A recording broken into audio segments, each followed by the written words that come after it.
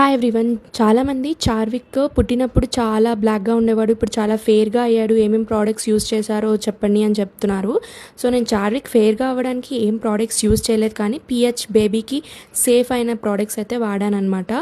So అందులో mother Sparsh products అయితే వాడాను, body wash and body lotion అనమాట. బాడీ వాష్ అయితే హెడ్ టు టో మొత్తం కూడా అప్లై చేసేయచ్చు, ఇంకా బాడీకి సోపు, హెడ్కి షాంపూ అలాంటివి ఏం పెట్టక్కర్లేదు. అండ్ లోషన్ కూడా చాలా బాగా వర్క్ అవుతుంది. అండ్ సెబామెడ్ వాళ్ళది పౌడర్ కూడా కొన్నాను. ఇంత మటుకు ప్రోడక్ట్సే వాడాను, చాలా తక్కువ ప్రోడక్ట్స్ వాడాను, ఇంకేం వాడలేదు. నేనైతే పౌడర్ అసలు సజెస్ట్ చేయను. అప్పుడప్పుడు నుదిటి మీద బొట్టు పెడతాం కదా, దాని మీద పౌడర్ పెడితే చెరిగిపోకుండా ఉంటుందని దాన్ని యూస్ చేస్తాను. అండ్ మదర్ స్పర్శ్ వల్ల బేబీ వైప్స్ కూడా యూస్ చేశాను అనమాట చిన్నగా ఉన్నప్పుడు. ఇప్పుడైతే యూస్ చేయలేదు వైప్స్ కూడా ఎక్కువగా. అండ్ కార్డిక విషయానికి వస్తే ఇంకా నేనైతే వద్దని చెప్పాను, కానీ పెద్దవాళ్ళు పెట్టాలి అని అంటారు కాబట్టి.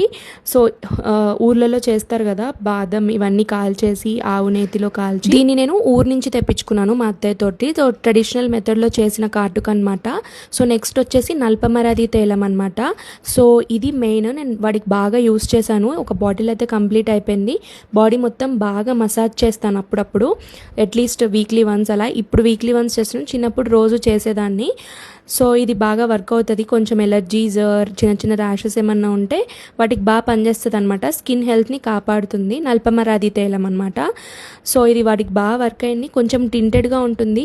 మీరు అప్లై చేసే ముందు కింద ఏమన్నా మ్యాట్ లాంటిది అదంతా వేసుకొని అప్లై చేస్తే ఇంకా నేలంతా అంటకుండా ఉంటుందన్నమాట.